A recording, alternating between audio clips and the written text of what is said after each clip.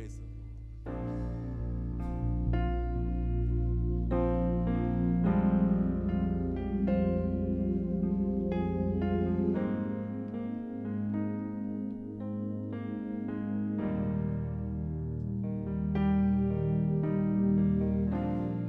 Worthy is the Lamb who was slain. Holy, holy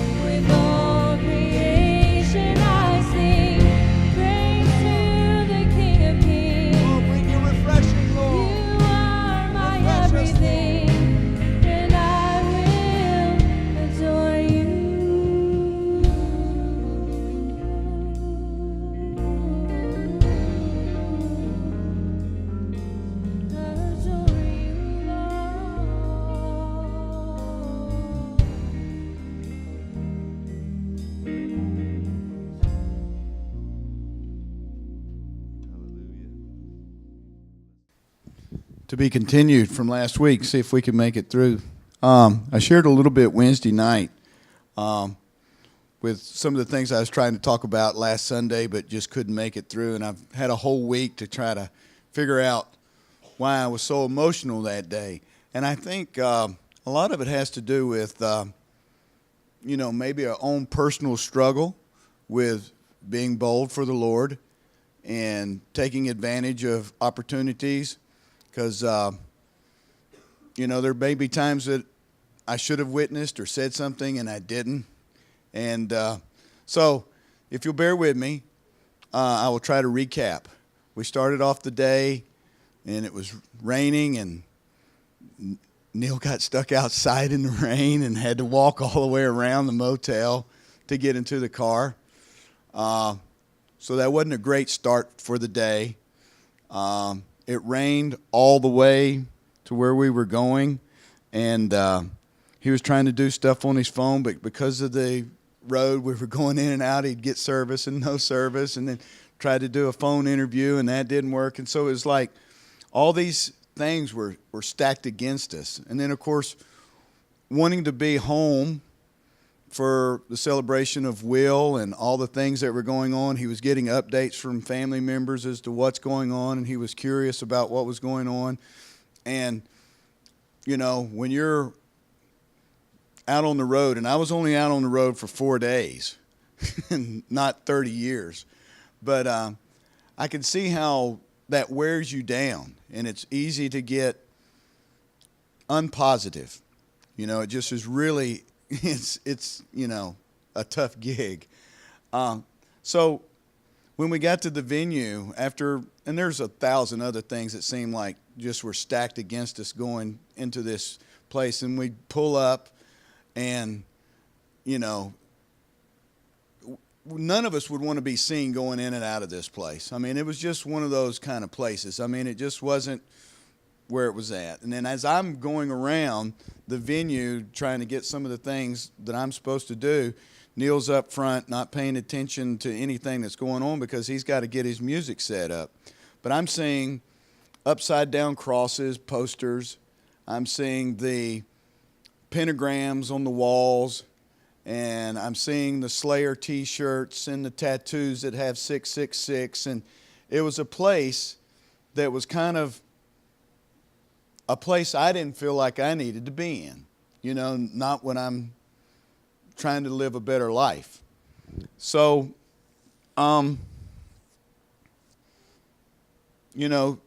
with all the things that had gone on that day, and then a few of the tech things that I didn't really understand, but Neil could hear something in the equipment, but the tech guy couldn't, and so that was kind of agitating. And so they finally got that fixed, and then Neil did the show and messed up a little bit.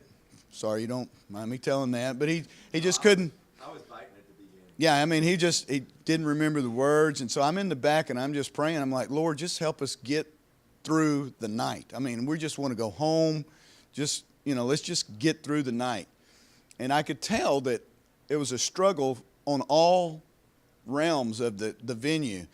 The profanity behind the bar was not just regular barroom profanity. It was trying to make a point that we weren't welcome.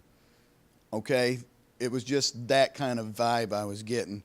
And I don't know about you guys, but I was told before we left that I was representing Neil, so I had to be on my best behavior. So I didn't go and talk to the bartenders like every ounce in me wanted to do. I wanted to go and tell them to shut their mouths. But I was like, this isn't my deal. I'm not the boss, and just, let's just deal with it. So it was like struggle. And then I just saw Neil say, you know what? And he's like, almost like a last-ditch effort. He's like, I want to take some requests, just maybe to try to free something up so he could get in a groove. And then when somebody asked to hear the song Jada, I could tell that was a turning point in the concert. It was like maybe Neil had been struggling with, is this a secular show? Is this a religious show? Is this a no-show? Or what was it? You know, what's really going on here? And then he didn't play it right away. I could tell he was struggling on how to do it. So he played 2 more songs, and then it was like when he came back to the mic to do the Jada song, which I'd never really heard in its entirety, and I didn't know, but he was able to give the gospel guys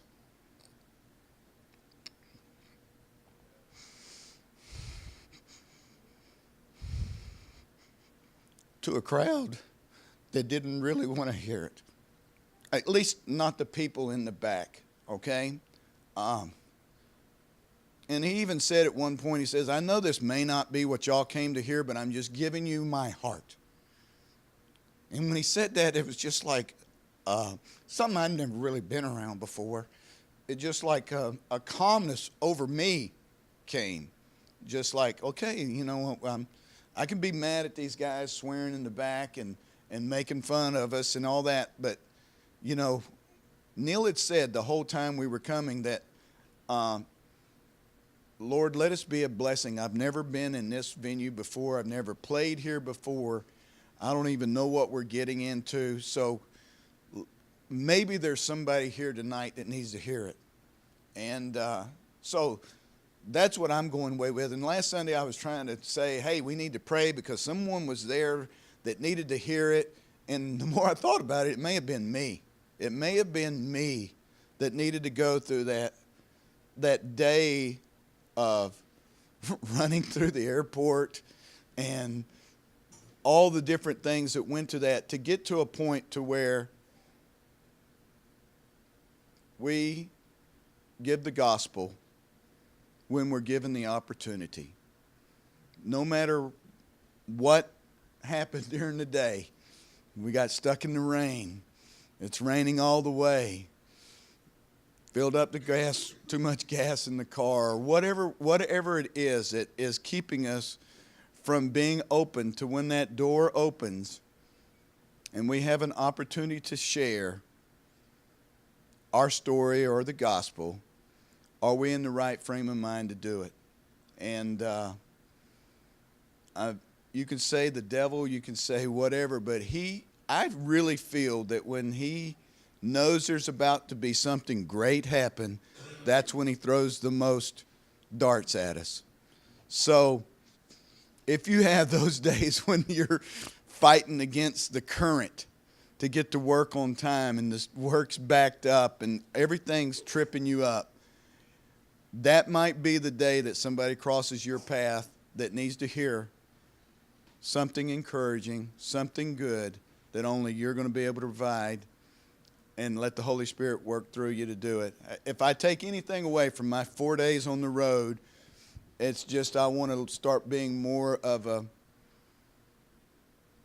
don't think funnel's the right word I'm looking for, but I want to be a vessel where the Lord can open up doors and I can say the right thing at the right time.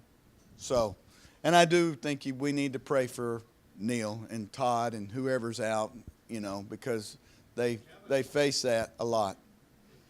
Yeah. All right. You know, I believe the Lord's in everything we do. And the Lord probably sent you to that place, and you'll never know who you touched. You know, somebody needed it, especially in a place like that. And when you're going through hard times, which I know a lot of people are, but right now I've until today, I've been really discouraged. And I mean, I never go anywhere without my wife. And if she can't walk, and I pray and I can't understand. The Lord heals me, and why doesn't He heal her? Yeah. I just been in a hard place, and this last week, I love my daughter's been so good. Without her, I don't know where I'd be. I'd just be out of my mind like I am. But I just,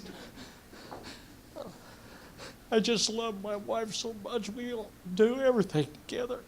This is hard for me. That song about the Lord helps us through. That was the Lord today. It helped me. I guess I'm just weak in so many ways. But, you know, when you have a life like I've had where I've seen so much the Lord doing things and healing people, then my wife, I don't understand it. But I know the Lord's with me. I wish you'd all just pray for her. Because you could be just honest that she's gone through really so much. And I can't do nothing. Just pray for us. Just with the different things and praying for Nan, I've been singing the song since Friday night. We went to a Brooklyn Tabernacle singers, and it was just one of the most beautiful songs that I've ever heard. And just thinking of Nan and different ones going through different things. You know, I was listening to the song as they sang it through the first time, and you know how you can hear a song that you're like, oh, if I was going through something really hard, that would be the song that would get me through it. And, you know, in my life right now, you know, things are good. I like my job. It's really good. But then they stopped playing it, and I started thinking, like, what's wrong with you? Even though you're not going through anything rough, like, you should still be able to feel this song so deeply. And then they started singing it again. And it was just the most beautiful song. And I'm going to try to sing it. It's called Psalms 23. And it's just, I've just been listening to it over and over, and I don't even know if I can sing it all the way. But the chorus is, surely goodness, surely mercy, right beside me all my days, and I will dwell in your house forever and bless your holy name. And I've been listening to it nonstop on YouTube, and it's just a beautiful song. And so I was thinking of Nan and her, and it's just if you have a chance, listen to it. And so just when you're going through anything like that, you know, he's right beside you, even though you may not feel that he is, but he is. I was also at that Brooklyn Tabernacle concert, and I was wanting to be able to come up and sing that song, because it's just so good. And I'm just thinking about you, Wilfred. And at the concert, they had everybody that was feeling like they were in an impossible situation to stand up, and different ones were standing, and I know that feeling of when there's nothing you can do. And Wilfred, you were the one that was always telling me, just keep praying for your mom. And then I see her today, and if I had given up, who knows? And so I think God puts us all together, because sometimes you're going through something, but then sometimes it's really great, and then somebody else is going through something, and we're all here for each other, and we're all here to feel when it's really bad. And that's all I have, but I'm sorry, I'm nervous, and I have no shoes on. I have hopefully an encouraging story that's not really mine to tell, but it's one I've told a lot when people are going through what seems to be the impossible, or when they feel like they're in an impossible situation that no good can come out of it. So as some of you know, we lived in Mozambique, Africa for, I was there for a year. My mom and sister were there for 3 years. And we had a wonderful team that we worked with. And one of the locals, his name was William. He was our chauffeur, our car mechanic, our you name it, fix it kind of guy. You know, he he worked with his hands really well. He could fix anything that he set his mind to. And he was born and raised in Zimbabwe, and he loved country music. It's the funniest thing. He's like, "You guys come from Nashville? I love country music." And it was just, we loved William so much. And he has a wife and daughters, and he loved his family so much. But he lived in a part of town that wasn't so great. I've lost the microphone. Oh, okay. And he would always try to help his neighborhood, and he was a man that other people in his neighborhood looked up to, but also other people hated him for his car that he got from the job that he worked. And people thought that because he worked with white people like me and my mom, that he had more money. And the truth of it is, we didn't really have a lot of money. We were missionaries, just doing the Lord's work. And to give you a picture of the kind of house that he and his family lived in, it was made of tin roofs and maybe a stone brick wall amongst wood. It's 2 bedrooms, a living room, and a bedroom that they all shared. And this was the kind of township that people who had just gotten out of a civil war lived in. The country had just gotten out of civil war. And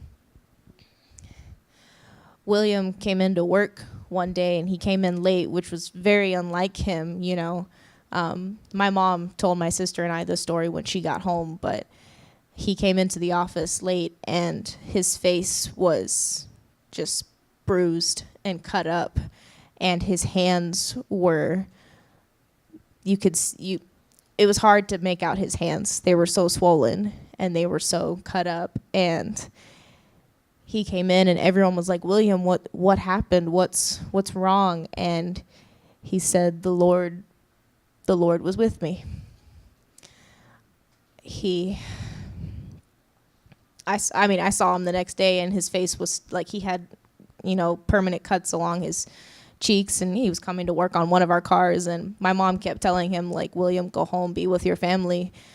But he wouldn't have it. He was like, "Oh no, I must come to work even though I look like I'm dying." What had happened was that 6 men tried to break into his house and kill his family. And there was one door to his house. And William used the hands that he worked with to do God's work to hold this thin piece of tin and wood door while 6 men pounded on it. 6 men much bigger than him, 6 men much stronger than him, 6 men with guns, with dogs, and they did not get in. The Lord was with William and held his hands against that door. And while the door shattered onto his face and his hands, it did not break, and it did not fall in. And his family was okay. We gave him our guard dog after that. Her name's Bella. She looked worse than she could. She would never hurt someone, but she was fierce looking. She was a German Shepherd. But just stories like that really aren't my stories to tell, but I feel I have to share them because I feel like maybe they can encourage someone. Maybe they speak to someone on a level that even I don't understand. And I just felt that story when Kevin was talking, and when Wilford was talking, that story just was saying, like, you need to share this one. Like, you need to tell William's story.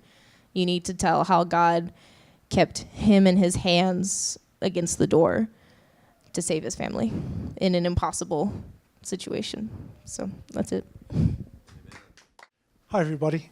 I just wanted to encourage you, I guess, from Australia. So my wife, Carla, and I are on just a 2-week tour of the southern states, I guess. And she'll probably tell you that one of the first things on the agenda on my calendar was to come to this church on the Sunday when we got to Nashville. Didn't really know what to expect, to be honest, and you're pretty different to what we're used to. Not in a bad way, by the way. We've been part of music in church for, I guess, over 30 years, and I just wanted to say I've loved today. I mean, not the musicianship and singing, that's great, but I just love the openness to the Holy Spirit. Really enjoyed worshipping, and just the way you guys all share together. So I just wanted to say, I think you're fantastic. And that's it. Thanks for having us. I always enjoy hearing everyone's inspiration. It's thought-provoking. Whenever you talk about the things of God and are willing to open up and share what's on your heart, it's amazing what that creates in other people when there's true engagement along that line. My greatest fear sometimes is for myself is I don't ever want to share anything in a way that would ever thwart someone or cause them to think, oh, well, maybe I shouldn't, maybe I need to, maybe I should just find somebody to do the thinking and or make somebody feel like, well, I've thought about this and I came up with a foolish question or thought or something along that line. It's not really that way. Like Neil was saying, really the only foolish question we can ask are rhetorical questions, because we don't really have a, not in your song, I don't mean it that way. So, but I've thought about that in pose. A lot of times we pose questions, and they're truly rhetorical when we get into a discussion, and that's for me that's an element that Sue's been helping me on quite a bit, because I have a tendency to, if someone expresses something a certain way, I'll have a tendency to ask a question that I feel like they really have to honestly answer in a certain way that should point them to my logical conclusion. And that cannot always be, and for me myself, who in a discussion wants to really answer a rhetorical question? I don't really want to, because sometimes it's just not going the way that you're thinking. But with those things being said, and all the interaction and the things that are going on, I was thinking about this thought. Neil and I were talking a little bit. He'd been doing some reading, and I'd been thinking on some stuff, and he started sharing something that he was reading in Matthew, and he was talking about how it just had really stood out to him about how here Herod, when at the hearing of the birth of Jesus, that God has to tell Joseph and Mary in a dream through an angel that they need to get out of that place, because here's a guy that is so determined to hold on to his power that he's willing to slaughter every little male child from 3 years old and younger. Can you imagine that? I mean, it exposes something that really is deep in the heart of humanity along that line, about how much control and power, as much as a struggle as there is, and even in a spiritual environment, where people are elevated and experiencing things. They're sitting together, as Paul said, in heavenly places. He's raised us up to sit together in heavenly places in Christ Jesus. That when the Spirit of God is really working among us, this is an element of heaven in itself. There's a concept of something that's going on. It's a spiritual place, even though we're interacting in a physical place, not necessarily here, but hopefully here. Hopefully that's what we're doing, and I maybe that's rhetorical, sorry, because I feel like that is what we're trying to achieve. But I thought, even Paul, quoting from the Old Testament, he gave this concept of the man of sin who sits in the very temple of God, showing himself that he is God.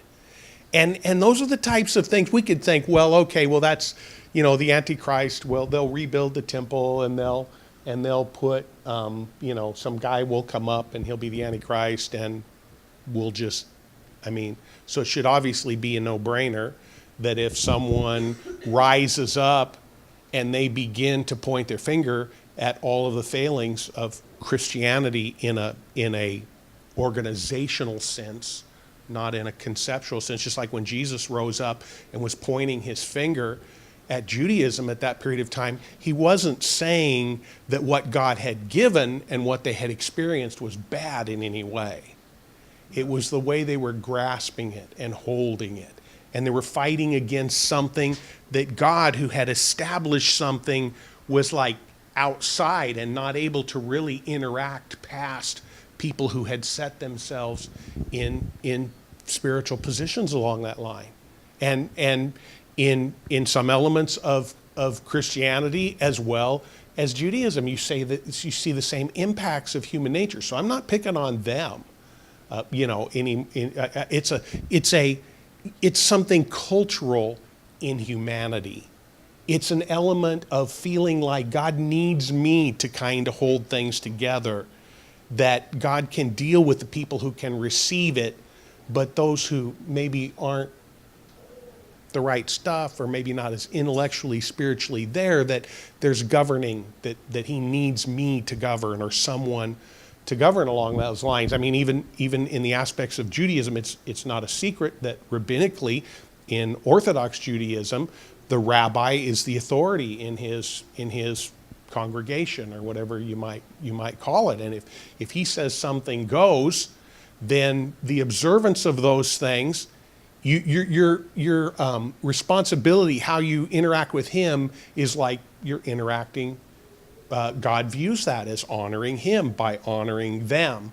And so if they tell you something that's not really totally correct, if you'll do it anyways, if it's wrong, they're held accountable, but you're looked at being obedient along that line. You'll find that in Islam. You'll find that maybe not as popular as it once was in Christianity, but you'll still find elements of that, of this idea that God has to come through an individual, and then that's how it's dispersed along that line. And so when we look at that, there's actually, in some ways, we become, and I liked your word, Kevin, a funnel for the Spirit of God. I think that's a very biblical concept. Jesus talked about those that received from him, out of their bellies would flow rivers of living water, that something would flow in and like a conduit or a funnel or something along that line. But if it becomes isolated to individuals, then we actually begin to give people the wrong concept of the kingdom of God and the expanding of it, because it's unusual, like Kevin was talking about, the element that he was in. The scriptures really portray that was the element that received Jesus the quickest, was those, and he was highly criticized for his kindness and his mercy, and a friend of people along that line. But a lot of times the struggle that the world faces, that this battle is there, it's not so much with God. It's like with those that represent him, and feeling like they've got to come under the authority and the power of somebody who's pointing their finger at them, saying, you're bad, you're evil, you've got to change. Obviously, God probably wants all of us to change more than we even realize. I've mentioned this before, but I think of this, I try to remind myself this too, that if I made a list of the things that God needed to fix in me, it's very strongly likely the number one thing on his list wouldn't even be on my list. I don't even see it. Isn't that the way with people you know? Have you ever walked up and thought, man, that guy could just fix this one thing, life would be so much better for him.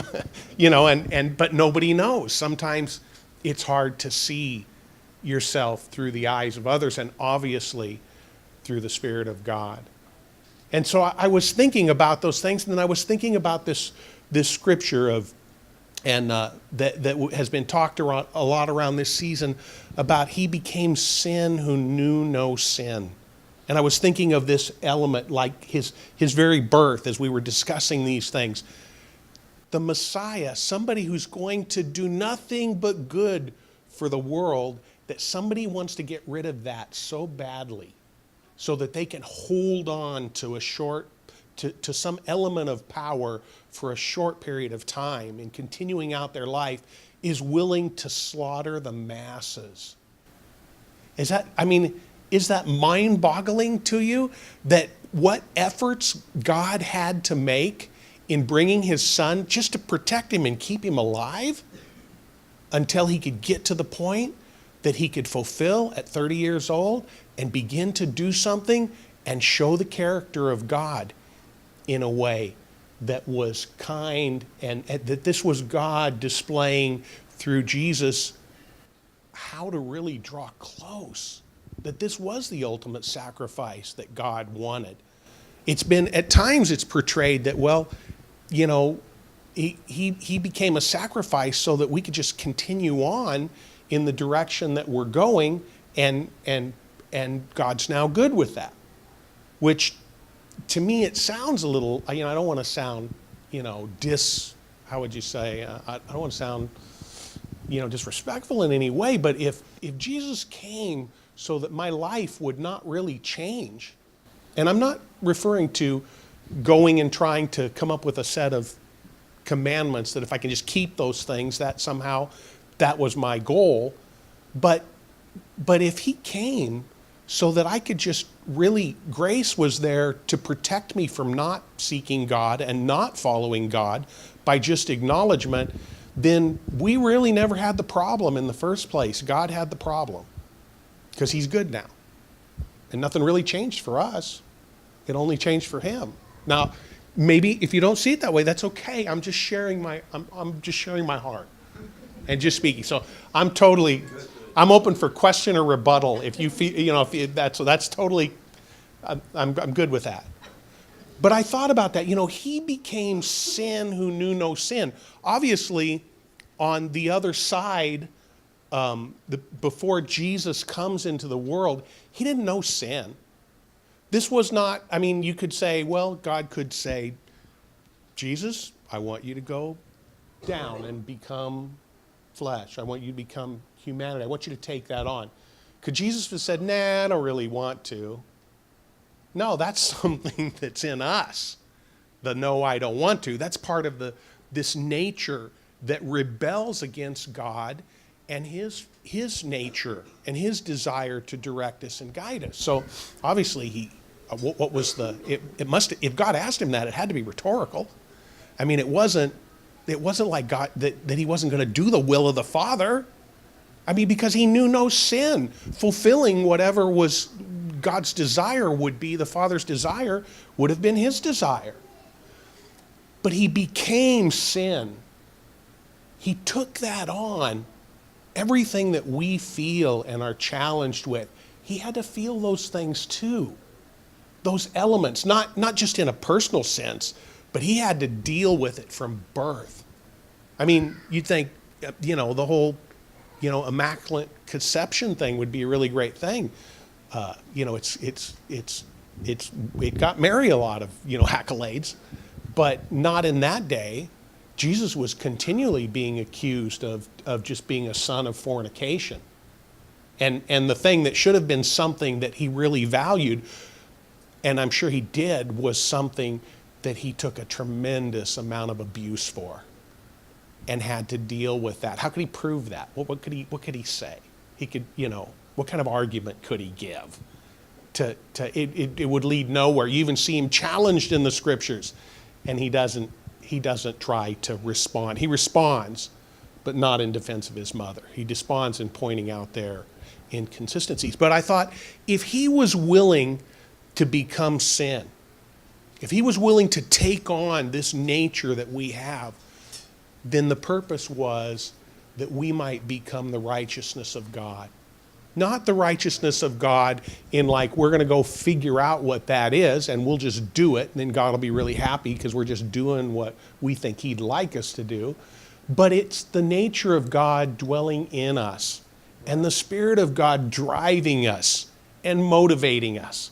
If that's what begins to happen, if your desire in whatever that is, I desire that, I really do, but I got to be honest with you, there's times in every element, Kevin, that you were talking about, and not just being with Neil, but in a lot of places, I'm like, that just didn't really feel a whole lot like you, God. I was really wanting you to work in me. I was really wanting to feel your inspiration and thought I wanted to do whatever that would be, what would be right. It just doesn't always feel. It just doesn't always give you that good confirmation that gives you a little pride, You feel good. Yeah, I got it right. Yeah.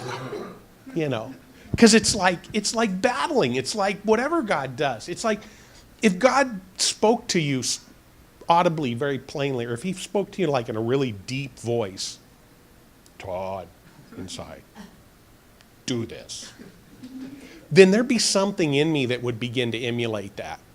There'd be something in me that would take on that voice and try to copy it as much as it does and say, yes, turn the stones into bread. It'll be okay. It's like following the Spirit of God. And it's a walk of faith. That was what Paul was trying to make his point when he said, there's no condemnation to those who walk in the Spirit and not after the flesh. He wasn't saying there's no condemnation to people who they do spiritual stuff and they don't do any carnal stuff. He's not trying to make that kind of distinction. He's talking about just attempting to be what God wants me to be, letting that live out and desiring that. If that's my desire, then grace is there to protect me in this experience of discovering God and his will, in learning to hear him, in making mistakes, and being willing to step out and follow something that you're not absolutely sure of. Someone has, when Neil left his band, someone asked him, one of the members of the band said, well, how do you know that God has ever spoken to you? And Neil was like, well, sometimes it's something I feel deeply on the inside that, it speaks to me. And he goes, well, stuff speaks to me all the time. It's drive into those cars or something like that. How do I know if that's me or that's God? Well, that would be a good question. But the question that in reply is, do you really want God to be? In our minds, there's a curtain. They call it the subconscious, the subconscious, and the conscious. And we know there's a curtain there. And like if you ask yourself something like, think of a movie or something like that, well, everybody will think of a movie. It gets like handed out from behind the curtain. It's like, why did you think of that movie? Well, I don't really know why I thought of that movie. It just kind of, there's this subliminal part, and then there's our conscious decisions and choices we make. If we don't really desire God's Spirit to have access to that, to take control of that, then yeah, we better be really, really careful of dangerous stuff that might come out of just the craziness of our humanity and what drives us and what's motivating us. But when you begin to desire God to speak to you, and it's not going to be, there may be times that it feels kind of audible or auditory, but it doesn't always show itself that way. Sometimes it's just trusting God to get through something that you believe he's in or he's directed, and you're just doing the best you can to try to follow. When you're doing that, probably when you feel like you're missing it the most, it's probably when you're getting it you probably really are getting a lot of it right, because the things of God they're not really intended to make us proud or boastful or to feel like, yeah, I did this, No, it's intended to give us a sense of humility, to recognize that without the inspiration of God, without the Spirit of God, our efforts aren't going to really produce what God desires.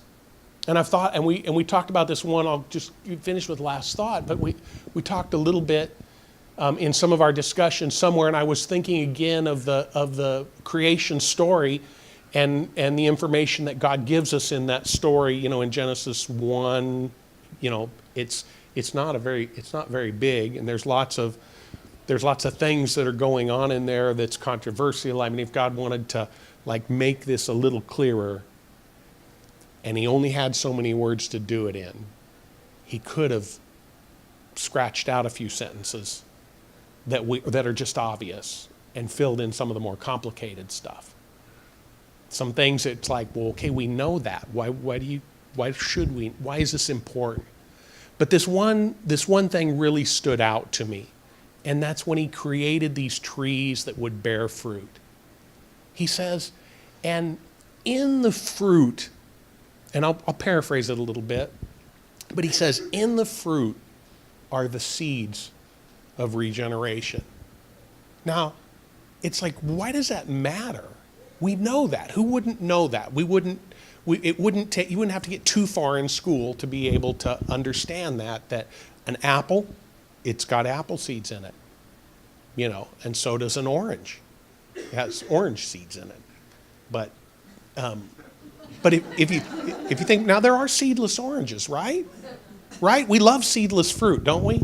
Wouldn't it be great if we could produce an apple that had no seeds in it? I mean, that'd be great. Just eat the whole thing. You wouldn't have to worry about getting rid of that core. But seedless fruit, seedless grapes, seedless oranges will never reproduce seedless oranges. They won't reproduce anything. They may feed somebody. They may taste good. But there's nothing that will reproduce. But we understand that the symbolism that plays out through the scriptures is when the Spirit of God works through us, his Spirit produces fruit in our lives. And that fruit, that inspiration that benefits others, when we're just interacting in a way where we're sharing that inspiration, we don't always have to plant a specific thought in someone's mind. If that's of God, it's got seeds in it that are intended to generate, that when that gets in there, there'll be something that will begin to work, and as the Spirit of God waters that, it'll begin to grow and it'll replicate. It's how the Spirit of God seems to work. So my conclusion is maybe that was his point. Maybe he was trying to give us a spiritual concept of how the kingdom of God works, that it would. So if you focus on any individual and what they're doing, and you begin to create a magnitude in your mind of where is, that's a 10, or that's a 3, or that's a 1, or maybe that's a nothing. When you begin to gauge those things, really what you're doing is you're limiting the Spirit of God in you, because everyone is capable of having the Spirit of God work through them. It's not based on age. It's not based on education. It's not based on where you've come from or what you've experienced. It's based on availability, and it's trial and error from an intellectual aspect. It may be much more effective and simple from a spiritual aspect. We may ask God, I was really trying to follow you. Where did I miss it? And he may apply, you never missed it when your heart was to do my will. So that would be my encouragement is don't undervalue the power of the Spirit of God to have impact through your life. And sometimes the simplest ways. Because in that place you were at, Kevin, if Christianity takes, if a militant form of that takes a finger-pointing, hard stand against someone and shows no love and compassion when they themselves have failures and failings, then a lot of that rejection and a lot of that vileness that's coming out it's rebuffing something that's trying to control it. Another element trying to dominate it in its concepts of God. But the love of God is what changes us. That's why Jesus came. He came to give us that example from life to death, to show us what is the most effective way for people to discover God and his kingdom. And if they do, if they just discover him through that, through you, it will be enough to begin to change them. God will begin to work on their life and on their heart, just like he does on ours. Okay, well, I normally don't get up and say anything, but I wanted to today. Todd just talked about God being dispersed through people, and I've seen that kind of up close in two different ways recently. Do any of nobody under probably 40 is going to remember this song. It's called Signs. It was a one-hit wonder by the 5-man electrical band. Signs, signs, everywhere are signs. Blocking out the scenery, taking my mind. Do this, breaking my mind. Do this, don't do that. Can't you read the sign? Well, last week I had an opportunity to spend it with about 2,000 other photographers. And the discussion came up about what was the most difficult thing when shooting a wedding. And it wasn't even close. It was unanimous. This is something else that older people were. Do you all remember Saturday Night Live? And Dana Carvey played the church lady. Yeah. Isn't that special? Well, amongst all these photographers, the number one thing that they said that they had an issue with in shooting, it wasn't the lighting, it wasn't this, it was the church lady telling them you can't do this, you can't do that.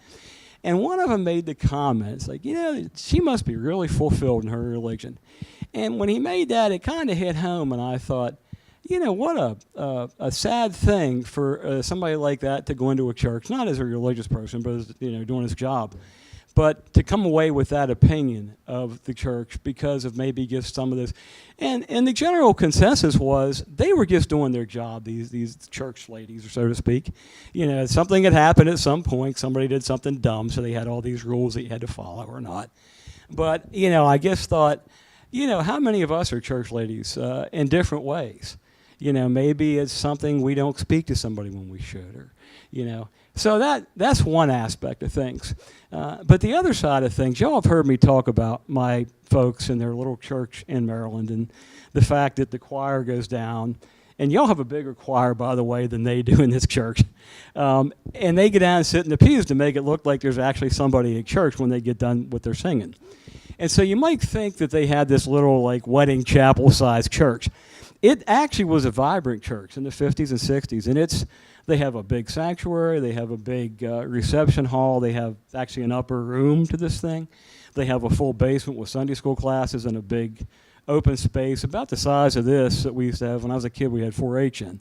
And but anyway, the membership has been dwindling, for the past several years. And they've kind of known for a while that their time was kind of coming up. And so my dad, there's another group that's close to them. They're called Mennonites. And I'm not sure if everybody's familiar with the Mennonites. They're kind of like the younger brother of the Amish, so to speak. Very similar, but not as strict in some of the things that they do. But this Mennonite group is growing apparently rapidly. And they bought this old bank up close to the church. And it was built in the 70s, and it's this round-looking thing. But it's a bank. It's a good size. But they already have outgrown the bank. They've got a school that they have there. And so Dad got talking to this guy that owns a local business and asked him how it was going. I said, well, we've outgrown, we're looking for someplace to go. And so Dad got thinking about it, and they just happened to have a meeting the next week with their district superintendent, they call him, in the Methodist church. And so Dad's talking to him, and he said, I'd really like to be able to help these people. They need the help, and we're not doing much with the church anymore. And so they got to talking, and the district superintendent said, well, yeah, but I'm sure they can't afford it. So Dad got thinking about it, and he said, well, why don't we just give them the church? And, the district superintendent kind of looked at him and said, I think that'd be a good idea. Now you got to understand the situation. It was the right guy as a district superintendent, because Dad said in years past, a lot of the districts would want that church back into the Methodist organization. They'd sell it and then use the money for other things. And so Dad thought it was going to be as simple as, okay, well, we get everybody, all 15 of us to go along with it, and we disband and we give them the church. And so anyway, come to find out, it wasn't that easy. If they just disband the church goes back to the Methodist organization, and they would do this, they'd sell the thing, and Mennonites wouldn't get the benefit. But if the majority of the church goes to another church, the property then becomes property of the other church, and they can do as they wish with it. So that's where it's at right now. The district superintendent was going to this other little local Methodist church to just kind of talk to them about it and say, look, these people would like to come to your church and become a part of your church, but they'd like, when you inherit, so to speak, all their facilities, they'd like to give that to this Mennonite group. So keep all those folks in your prayers that they make the right decisions. But I just thought, talking about seeing God through people, how cool was that? Yes, we want to just give you a church. It just struck me as being a very neat thing. So anyway, that's all I had for today.